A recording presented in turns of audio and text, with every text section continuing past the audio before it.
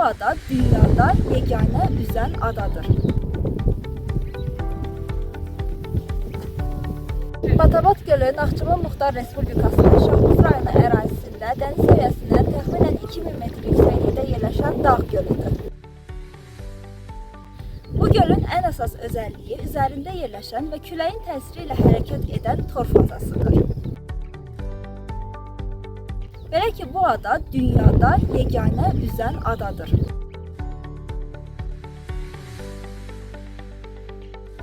Bu nadir təbiət hadisəsi Batabat gölünü Azərbaycanın ən seçilən göllərindən birinə çevirir. Ərazisi zəngin çəmənlikləri, təmiz havası, mineral bulaqları və sərin iqlimi ilə tanınır. Yay aylarında belə temperaturun aşağı olması Batabat gölünü Naxçıvanın ən çox ziyarət edilən turizm məkanlarından birinə çevirir.